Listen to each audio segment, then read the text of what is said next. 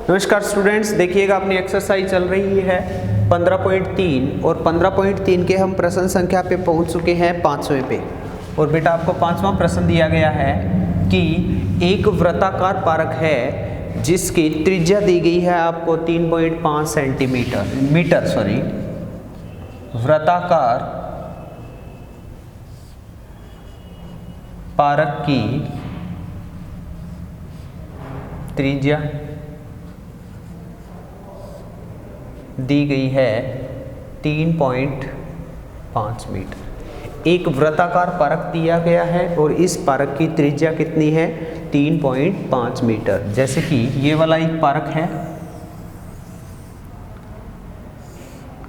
इसकी त्रिज्या 3.5 मीटर है।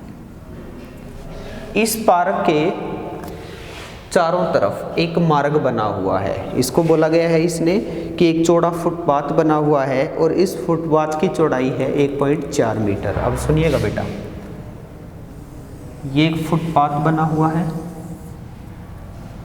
यहाँ भी इसकी चौड़ाई कितनी है 1.4 मीटर और यहाँ भी कितनी है 1.4 मीटर, यहाँ भी कितनी है 1.4 मीटर। तो मुझे बताएं बेटा, यहाँ से लेकर यहाँ तक फुटपाथ की लंबाई यहाँ क्या है सारी बराबर है। तो आपको यहाँ ऊपर भी तो एक वृत्त दिखाई दे रहा है, तो आपका ये कौन सा वृत्त बन गया भाई, सकेंद्रीय वृत्त। अब देखिएगा कि पारक के चारों तरफ बने वृत्ताकार फुटपाथ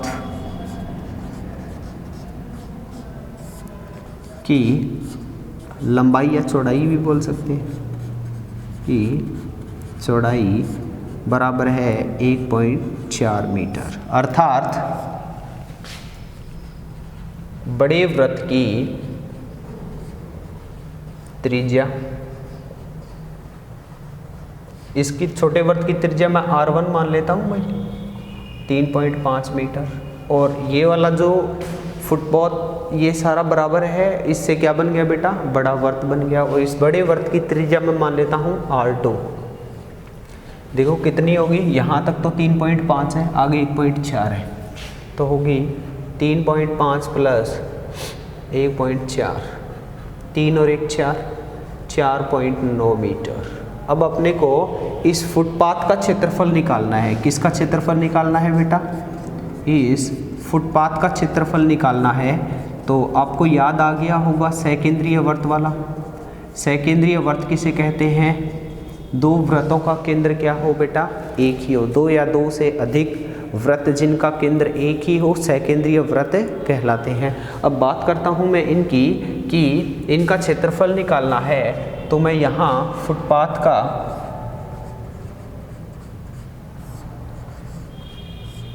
क्षेत्रफल निकालना है। फुटपाथ का क्षेत्रफल है बड़े वृत्त का क्षेत्रफल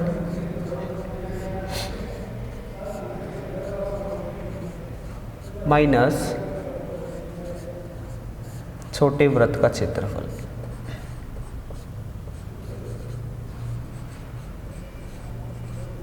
तो बड़े वृत्त की त्रिज्या R2 है, छोटे वृत्त की त्रिज्या क्या है R1 है। तो सीधी सी बात है पाई R2 की स्क्वायर माइनस पाई R1 की स्क्वायर। पाई मैंने कॉमन ले लिया, R2 की स्क्वायर माइनस R1 की स्क्वायर। यहाँ फार्मूला बन गया a square minus b square, तो R2 प्लस R1 और R2 माइनस R1। तो आपका क्या बन गया, पाई R2 की स्क्वायर माइनस पाई R1 की स्क्वायर। तो यहाँ पाई कॉमन ले लिया, R2 की स्क्वायर माइनस R1 की स्क्वायर। एक बार इनको जोड़ दिया, एक बार इनको क्या कर दिया, घटा दिया, क्योंकि फार्मूला लगाया मैंने a square minus b square, जो कि किसके इक्वल होता है a प्लस बी और इंटू a माइनस बी। अगर यहाँ आप बड़े वर्त का क्षेत्रफल निकाल के छोटे वर्त का क्षेत्रफल निकाल के दोनों को माइनस कर दोगे तो भी आपका गलत नहीं होगा, बट थोड़ा सा आसान बनाने के लिए। अब देखो पाई दिखाई दे रहे हैं ना, पाई की वैल्यू होती है 22/7। R2 देखिए कितना है 4.9, R1 आपका है 3.5, R2 है आपका 4.9, 3.5। तो सीधी सी बात है 22/7 इंटू में 9 और 5 कितना हो गया 14, 4 और 3 7 और 1 8, इंटू में 9 में से 5 गया 4 पॉइंट और 4 1 पॉइंट कितना आ गया 4 आ गया, दिखाई दे रहा है यहाँ। उसके बाद आप देखिएगा 22/7 7 एकम 7, 7 दूनी कितना हो गया 14, तो 0.02 आपका बच गया 22 इंटू 8 पॉइंट कितना 22 इंटू 8.4 और इंटू में 0.2। अब इन सबको हम मल्टीप्लाई करेंगे तो अपना आ जाएगा 96 पॉइंट लगभग 96 या 36, 96 नहीं बेटा 36 पॉइंट, सॉरी। इसका आ जाएगा आपका जितना भी आप उनको मल्टीप्लाई कर देना मीटर स्क्वायर, आपका 96 36 है, जो भी आप मल्टीप्लाई करोगे आपका आंसर वही आएगा। समझ में आ गया 36.96 आएगा लगभग। तो बोलिएगा समझ में आया कि नहीं। आप जितना भी है उनको एक बार निकाल लीजिएगा, क्योंकि अब ये मत सोचना कि 22.8.4 है, इसको मल्टीप्लाई करना तो आपको आता होगा पॉइंट से पॉइंट, फिर भी नहीं आता हो तो इसका आंसर आता है 36.96। लिख ही देता हूँ, चलो कोई बात नहीं, 36.96 मीटर स्क्वायर। इन तीनों को आपने गुणा किया तो आपका कितना आएगा 36.96 मीटर स्क्वायर। उम्मीद करता हूँ आपको प्रश्न अच्छे से समझ में आ गया होगा। दोबारा से एक बार रिपीट कर देता हूँ। एक वृत्ताकार पारक है, उसकी त्रिज्या दी गई है 3.5 सेंटीमीटर, और तो मैंने इस छोटे वाले वृत्त की त्रिज्या क्या मान ली भाई 3.5 सेंटीमीटर, इसको R1 लिखा। उस के बाद क्या है, पार्क के चारों तरफ क्या है, एक वृत्ताकार फुटपाथ बना हुआ है। ये वाला एक वृत्ताकार फुटपाथ बना हुआ है। इस फुटपाथ की चौड़ाई 1.4 मीटर है, इसलिए ये आप मुझे ये बताएं 1.4 यहाँ है, 1.4 यहाँ है, 1.4 यहाँ है, सारा बराबर है। तो सीधी सी बात है एक बड़ा वृत्त बन गया, और बड़े वृत्त की त्रिज्या कितनी होगी 3.5 प्लस 1.4 अर्थात आपकी आ गई 4.9 मीटर। अब क्या है, फुटपाथ का क्षेत्रफल निकालना है। फुटपाथ का क्षेत्रफल में कैसे निकालेंगे कि बड़े वृत्त के क्षेत्रफल में से छोटे वृत्त का क्षेत्रफल घटा देंगे। तो बड़े वृत्त की त्रिज्या R2 है, तो यहाँ पाई R2 की स्क्वायर माइनस पाई R1 की स्क्वायर, पाई मैंने कॉमन ले लिया तो आ गया R2 square minus R1 square. अब पाई यहाँ आ गया R2 plus R1, R2 minus R1, क्योंकि फार्मूला लगाया मैंने A square minus B square वाला, जो कि इक्वल होता है A plus B into A minus B के। तो यहाँ इसको मैंने सॉल्व किया तो अपना आ गया 36.96 मीटर स्क्वायर। उम्मीद करता हूँ प्रश्न समझ में आ गया होगा आपका। 15.1 के ऐसे मैं 2 प्रश्न करवा चुका हूँ, अगर आपको याद हो तो। ठीक है बेटा, आप एक बार इसका स्क्रीनशॉट ले लीजिए, फिर नेक्स्ट वाला करेंगे।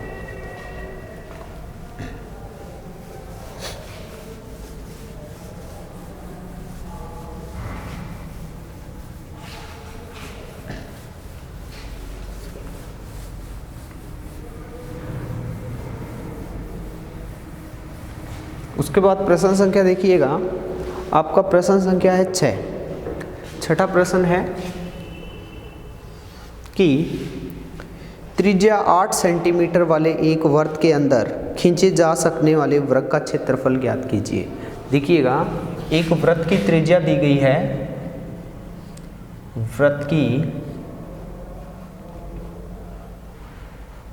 त्रिज्या R1 इज इक्वल टू दिया गया है आपको 8 सेंटीमीटर, और वृत्त के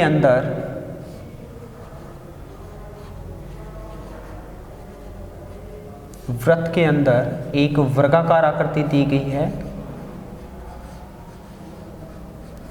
वृत्त के अंदर एक वर्गाकार आकृति है, या आप लिख सकते हो एक वर्ग है। क्या दिया गया है अपने को, एक वृत्त के अंदर एक वर्ग दिया गया है, और अपने को इस वर्ग का क्या निकालना है बेटा, क्षेत्रफल निकालना है। अब देखिएगा, मैं यहाँ बना देता हूँ, एक वृत्त है और इस वृत्त के अंदर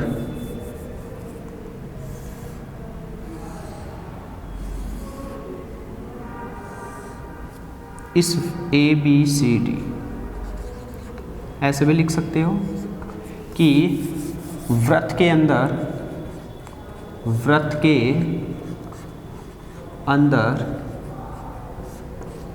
एक वृत्त के अंदर ABCD एक वर्ग है। क्या है बेटा? एक वर्ग है। और अपने को इस वर्ग का क्या निकालना है भाई? क्षेत्रफल निकालना है। तो सीधी सी बात है, आप मुझे बताएं कि वृत्त की त्रिज्या कितनी है? यहाँ से लेकर यहाँ तक 8 सेंटीमीटर। तो वृत्त का व्यास कितना होगा?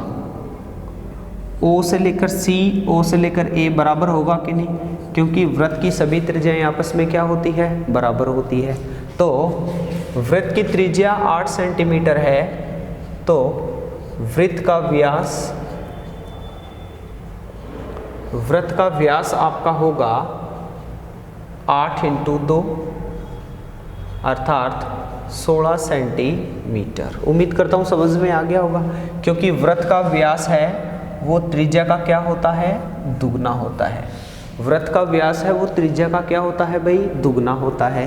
तो वृत्त का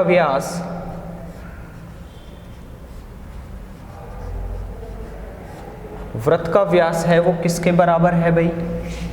वर्ग के विकर्ण के बराबर है। दिखाई दे रहा होगा कि नहीं? जो आपको दिया गया है, वृत्त का जो व्यास है वो वर्ग के किसके बराबर है? विकर्ण के बराबर है। और वर्ग का विकर्ण क्या होता है?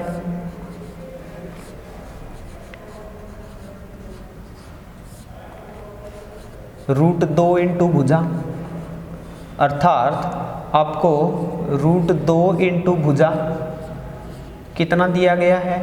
16 दिया गया है, क्योंकि वर्ग का विकर्ण आपका कितना है? 8 और 8 है 16 है। तो भुजा बराबर क्या आ गया? 16 बटे में √2। परिमेयकरण कर दूं क्या? √2 से एक बार गुणा कर दिया, एक बार भाग कर दिया। √2 को √2 से गुणा किया, कितना आ गया बेटा? 2। तो 16 √2 बटे में 2, 2 8 कितना आ गया? 16, अर्थात आ गया 8 √2 सेंटीमीटर। इसकी भुजा देखिए कितनी आ गई? 8 √2 सेंटीमीटर। अब अपने को ज्ञात क्या करना है? वर्ग का क्षेत्रफल। तो वर्ग का क्षेत्रफल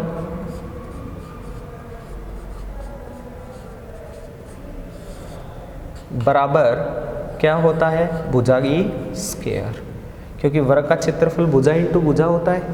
अब यहाँ भुजा आपकी 8 √2 है, 8 √2 × 8 √2, 8 को 8 से किया 8 8 64, √2 को √2 से किया कितना आ गया? 2। तो 4 दूनी 8, 6 दूनी 12, 128 सेंटीमीटर स्क्वायर।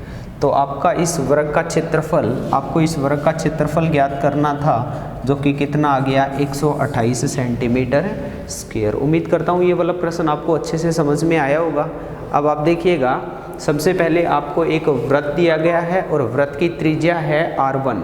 R1 कितनी है? 8 सेंटीमीटर। और वृत्त के अंदर ABCD क्या है? एक वर्ग है।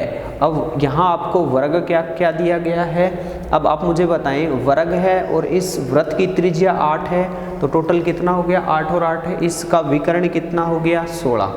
तो वृत्त का व्यास है वो 16 सेंटीमीटर है। अब बेटा वृत्त का व्यास है वो इस वर्ग के विकर्ण के बराबर है। वृत्त का व्यास है वो वर्ग के विकर्ण के बराबर है, और वर्ग का विकर्ण आपका क्या है? √2 गुणा में भुजा। तो √2 गुणा भुजा बराबर है 16, तो भुजा बराबर है 16 √2 इंटू में √2 बटे √2। तो आपका 16 √2 को √2 से कैंसिल किया, मल्टीप्लाई किया तो 2 आ गया, रूट से रूट कैंसिल हो गया, 2 को फिर 16 से भाग दिया, 8 √2। अब आप जानते हो कि वर्ग का क्षेत्रफल क्या होता है? भुजा की स्क्वायर। तो 8 √2 इंटू 8 √2 अर्थात आपका आ गया 8 8 64, √2 को √2 से किया 2, तो आपका आ गया 128 सेंटीमीटर स्क्वायर। उम्मीद करता हूँ ये वाला प्रश्न आपको अच्छे से समझ में आ गया होगा। अब देखिएगा, मैं थोड़ा सा यहाँ वर्ग के बारे में भी थोड़ा लिखवा देता हूँ,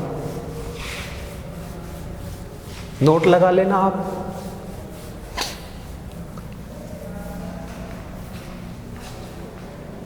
नोट लगा लेना। वर्ग। वर्ग के 3 ही तो फार्मूले बनते हैं। ये वर्ग है ABCD, बराबर होती है इसकी चारों भुजाएं। ऐसी ज्यामितीय आकृति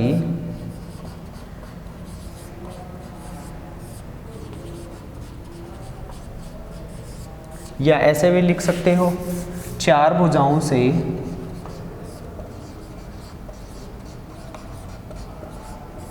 से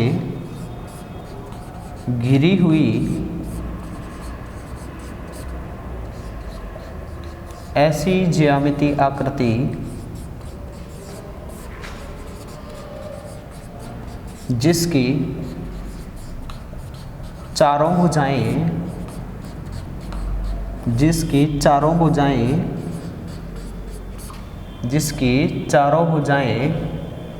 आपस में बराबर हो, जिसकी चारों भुजाएं आपस में क्या हो बेटा, बराबर हो। ऐसी ज्यामितीय आकृति जो 4 भुजाओं से घिरी हुई ऐसी आकृति जिसकी चारों भुजाएं क्या हो, बराबर हो, वह प्रत्येक कोण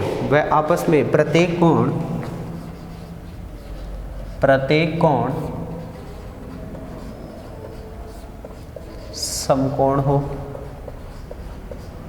प्रत्येक कोण समकोण हो, मतलब कि यहाँ भी 90 डिग्री का कोण, यहाँ भी 90 का, यहाँ भी 90 डिग्री का, और ये वाला भी कितने का बेटा, 90 डिग्री का। सारे कोण कितने के बन रहे हैं, 90 डिग्री के।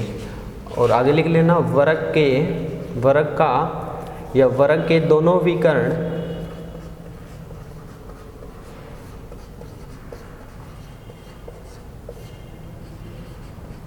आपस में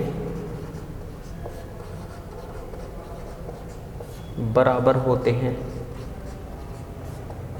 वर्ग के जो दोनों विकर्ण हैं वो आपस में क्या होते हैं, बराबर होते हैं। उसके बाद वर्ग का परिमाप 4 इंटू भुजा, वर्ग का क्षेत्रफल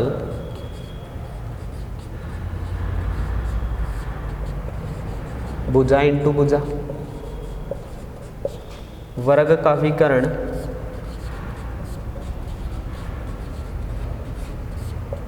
√2 इंटू भुजा। 3 ही फार्मूले होते हैं कि वर्ग का परिमाप होता है वो 4 इंटू भुजा होता है, वर्ग का क्षेत्रफल होता है भुजा इंटू भुजा, और वर्ग का विकर्ण होता है √2 इंटू में भुजा। तो नोट लगा के आप लिख देना। और बेटा हाँ, मैं आपको इस एक्सरसाइज के बाद 17वीं एक्सरसाइज स्टार्ट करवाऊँगा। 17वीं एक्सरसाइज शुरू करवाने से पहले पिछली 2 क्लासें आपको डालूँगा। पिछली दोनों क्लासों को आपको अच्छे से देखना है। 17वीं प्रश्नावली स्टार्ट करवाने से पहले मैं आपको बोल देता हूँ कि पिछली 2 क्लासें डालूँगा, आपको अच्छे से वो क्लासें दोनों देखनी है, आपका बेस एकदम क्लियर हो जाएगा। उसके बाद हम स्टार्ट करेंगे 17.1 से। पहले 2 क्लासें आपको अच्छे से लगानी है। उम्मीद करता हूँ आज वाली क्लास आपको समझ में आई है। थैंक यू बेटा, और नेक्स्ट कल देखेंगे।